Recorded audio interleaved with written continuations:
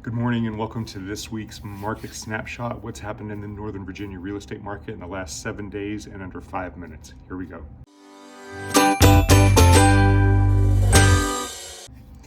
Okay, so it has been a snowy, cold, icy last couple weeks here. As you guys all know, we had a lot of snow about a week ago, and then this past week has been just dealing with the roads and dealing with the ice. And it's actually affected the real estate market pretty significantly because in going out to show properties, a lot of the owners have not had the chance to go and shovel out the driveway or clear a path, especially for the vacant houses that are out there. So there's a lot of ice skating that's happening when going to look at property. So that's affected the buyer activity quite a bit. So we're going to dive into the numbers here and let you know what this means and what you can kind of expect. But just keep in mind that these numbers may be a little bit skewed because of the cold weather, because of the icy conditions, not necessarily on all the roads. Although I have been in some neighborhoods with some pretty icy roads, but not necessarily icy on the roads, but icy around the houses. So that's affected open house attendance, that's affected just everything as far as the buyer side of the market's concerned. So let's go ahead and dive into the numbers here and see what we're actually seeing. So as always, we're looking at, and before we dive into this too much, we've got the month stats in, so we'll see how January of 2026 compared to January of 2025. So this is going to be a little bit of a longer report. And just to give you a background, just remember that during the market snapshot, we are looking at the lead measures. We're looking at the properties that went under contract for the buyer activity and the new inventory that came on the market. That's for the seller activity. The buyer activity, that indicates demand. Seller activity indicates supply. So we have the supply versus demand ratio, and that tells us what you can expect with regards to as a buyer, when you're writing offers, how much competition you're expecting to face. As a seller, when you're receiving offers, what kind of offers you can expect to receive. So we're going to be able to show you that so that you can understand real time. As we go into the monthly numbers, I'll tell you why those are different when I get to that portion and why it's so important to look at the lead measures versus the lag measures, which is our monthly report. So what we've got here is our buyer activity is our black line. These are the properties that went under contract in the last 7 days. And then our teal line here, I guess that's teal, indicates the inventory or the seller activity. And you can see that this last week, so when the snow came, you can see we had a huge dip in activity. This past 7 days, we've seen an uptick in inventory come in. You can see we had a downtick in buyer activity and we had a slight uptick. Now, I was saying that the buyer activity seems slower, and that is true because we've had a lot of buyers personally that have delayed getting out and looking. I think this uptick in buyer activity without the snow, without the ice, would have been much higher. So it has affected it. Even though it did increase, I think it would have increased much more significantly. So we are seeing things kind of trending upward. We're seeing inventory trending. It was trending upward. We're going to see what it does for the spring. I have a feeling that once this weather clears and we enter the spring, we'll see that inventory is starting to spike again. And I expect buyer activity to do the exact same thing, just continue upward. Just like this is where we were last year at this point. And you can see our buyer activity we are at February 6th right now. This is where we were last year at this time. You can see that we're slightly higher, and you can see that inventory is significantly higher than where it was last year at this time. So the market is more active than it was this time last year. And if you take this and you look at the buyer's market versus the seller's market, this gray line right here indicates a neutral line. So anything above is going to be a seller's market, anything below will be a buyer's market, and you can see that we are trending up into that seller's market. So that's typical for the spring, and we're expecting this to be a pretty strong market this next few months because interest rates are staying fairly low. They've kind of plateaued, but they're still at a much lower rate than they have been since, for at least a couple of years. So buyers are certainly coming back out. Okay, so let's see what the contracts have actually looked like. So it was interesting because of the lack of buyer activity, we saw the contracts move a little bit more in a favorable aspect of a neutral market. So contract price, 46% went under list price, and then 54% went at or above listing price. You can see that more properties sold again within 7 days, but even some of those, that 26%, only 18% went above asking price. So even some of those that sold in the first 7 days only went at asking price. That indicates that there wasn't as much competition as there was the week before. Remember, I told you about the week before the snow came. We had a buyer that won a property that had 7 offers and it had only been on the market a day and a half. So we were seeing a real big uptick in that buyer activity, and then the snow kind of slowed it down. So 7 days on the market was 26%, 8 to 21 days was 28%, and then 46% went over 22 days. These two numbers matched almost exactly. That's not the trend that we've been seeing. We've been seeing that even some of the markets that are properties that were staying on the market more than 22 days were still going at or above list price. So we'll see what these trends do as we get out of the snow, but this is just a snapshot of what happened in the last 7 days, so what you can expect. Financing versus cash, there were only nine cash transactions this last round. Contingencies went up significantly, so a lot of buyers got a lot of contingencies. We had 81% got their finance contingency, 81% got their appraisal contingency, and 75% got their home inspection contingency. So these are the biggest benefits for the buyers right now. Even though there's competition, you're still able in most situations to get your protections. It is situation specific. Our buyers that won the contract for a week and a half ago against the 7 offers, we were able to get all their protections in place, but we had to be strategic about it so that they could still submit a clean offer. So if you have questions on how to do that, reach out to us. We'll be happy to help you with that. Contract to close, this isn't a real significant number, just kind of shows you how long properties sat in escrow. So once the contract was ratified, how long did it take to close? But I did want to add in, we have a lot of sellers out there that are kind of pushing back, thinking that they are no longer covering buyer agent compensation because of the settlement. And the fact of the matter is 97%, and this is usually 97 to 99% of the contracts came through with the seller ended up covering the buyer agent compensation. So sellers, you have to be realistic with that. And most of that compensation is 2.5% or above. So you can see that 81% was either 2.5% all the way up to we've seen as high as 4%. So that compensation is still occurring. So sellers need to be realistic. Okay, as a seller, what does this mean for you? Well, as a seller, it means that you are moving into a seller's market and the market is becoming more favorable for you. But there's still going to be a lot of competition because inventory is going up. It's getting higher and higher than it has been over the past several years. And we expect more competition this spring. So you've got to get with your agent, come up with a realistic price for what the condition is that you're willing to present the property. There's 3 things that you can control: the price, the condition, and the location. Location, you cannot make any changes in. Condition, you control that. If you want to sell a property at top market value, it's got to be in top market condition. You can actually get those improvements done and pay for them at settlement, so you don't have to come out of pocket up front. If your agent doesn't have that option, reach out to us. We've got a great team that will come in and do that work for you, or if you don't have an agent. You need to prepare the property appropriately and you need to price it. If you're not willing to make improvements, don't try to get top dollar, price it appropriately so that the buyer, when they come in, they can see the value and they can see the potential value they could add to the property. Buyers have options. Buyers are looking at those options, so they are not just going to jump at your property just because you threw it up on the market. You have to be realistic with that. Your agent should explain to you what that market value should be so that you can make an educated decision about what you're going to do so that you don't end up sitting on the property and become one of those 46% that we just went over that are going under listing price. If you'd like us to come by and take a look at your property, give you an idea about how to prepare the property, staging recommendations, so on, we would be happy to help walk you through that process so that you can see what selling your property in this market would look like. Reach out to us at 703-783-2143. Okay, have a great week out there, and we will be back with next week's market report.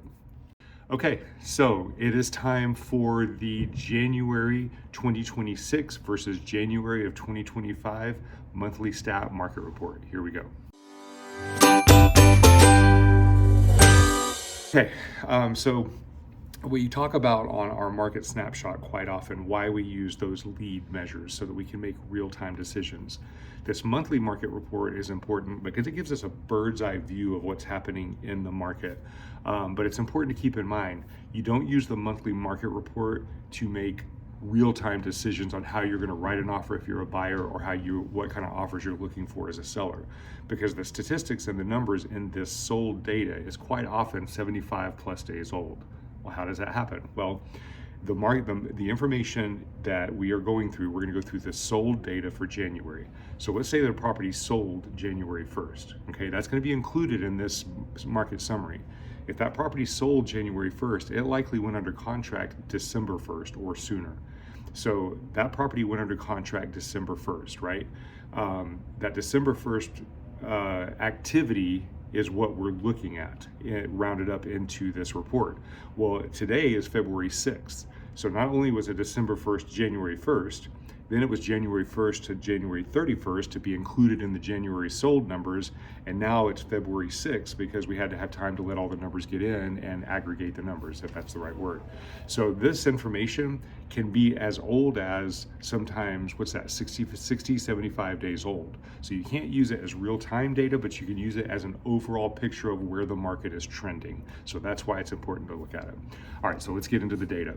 So new listings in January of 2026 versus 2025, we're up 1.1%. So we went to 837 versus 828. The number of sales were down. We were at 577 in January 2026 versus 586 January 2025. So it's down 1.6%. So what that means is supply went up, demand went down a little bit. Now, this is not something that, it's something to look at, but you have to keep in mind that last week of January was when we had that snowstorm that came in. So that really affected a lot of transactions at that time. So we were down just a little bit. So the net was a little bit moving a little more towards the buyer's market. So let's see if the rest of the information trends with that. Days on market, January of 2026 was 31 days. January 2025, I put plus 4 days. I don't know where I got that. It was actually plus 7 days. January 2025 was 31 days. Now, January is always the highest month. It's been that way for years and years and years. The days on market sits higher in January. And I think that's because December tends to be a little bit of a slower month with regards to transactions. But what happens here is in 2025, we saw an upward trend on days on market. And we've been talking about that each month for a while. Properties are still taking a little bit longer to sell, but they're still appreciating in value in a general sense. So, so that 38 days on market just follows trend of what happened towards the end of 2025. But it doesn't mean that the market is necessarily crashing by any means. Months of inventory, this is very important. This is if you took the number of properties that were on the market right now and you took the number of properties that had sold and you figured out what that ratio was and you continued at that rate, how long would it take to sell through all of the inventory that is on the market? That's called the absorption rate. Anything 5 to 6 months is considered a normal market. Anything 6 months and above is considered a buyer's market. Anything 5 months and below is considered a seller's market. And you can see we have been consistently at 3 months. So we're still in that seller's market. Even though properties are taking a little bit longer to sell, we're still in that seller's market. Now, median sales price. This is something that we need to dive into a little bit more, and we've done this every couple of months. I'll dive into what median sales price means. So basically, median sales price for January 2026 was $679.5. For January 2025 was $700. So it was actually down 3%. Now, does that mean that home values went down? That does not mean that home values went down. So what does that mean? Median sales price is calculated as the number that falls right in the middle of the sampling of the numbers that are the transactions that occurred. So it doesn't mean market value, it's that number that fell right in the middle. When you have a large sampling, it's the best number to use so that you don't have like a really, really high sales price skewing the average up or a really, really low sales price skewing the average down. So we don't use average sales price, we use median sales price because it's really the best number that we can use to give us an idea of market value. But it doesn't truly indicate market value. So what do I mean by that? So here's a simple example. Month one, these were the sales. Okay, we had 11 sales, 3 million, 2.75. You can see the numbers. 500,000 falls right in the middle. So 500,000 would be the median sales price for month one. Month two, you can see the sales for that one. Again, now look at these numbers. These numbers are all higher than these numbers. These numbers are all higher than these numbers. But the one that fell right in the middle was 400,000. Okay, so if you look only at the median sales price, that means that for month one, it was 500,000. Month two, it was 400,000. That's a drop of 20%. So the media is going to present this, in this situation, the media is going to present this as home values are dropping 20%. That means that a house that you bought here that was $500,000, you could now buy for $400,000. And that is not the case. You can see all these property values were going up. You have to look at market value on an individual property basis. Neighborhoods can be going up and down. Cities can be going up and down. Counties can be going up and down. Nationwide can be going up and down, but they're all independent of each other. And a lot of people are listening to national news and looking at our market, and they're sitting on the fence waiting for prices to crash, and we're not seeing evidence of prices crashing. So that's why it's important to understand what the statistics are and what they actually mean. Now, why did the median sales price go down in January versus January?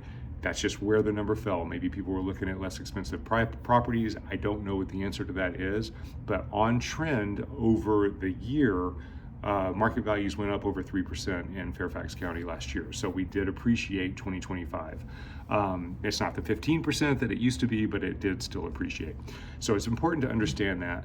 And now we can look at history. Okay, so nobody can predict what's going to happen. Nobody has a crystal ball, but we can look at history and see, okay, what tends to happen.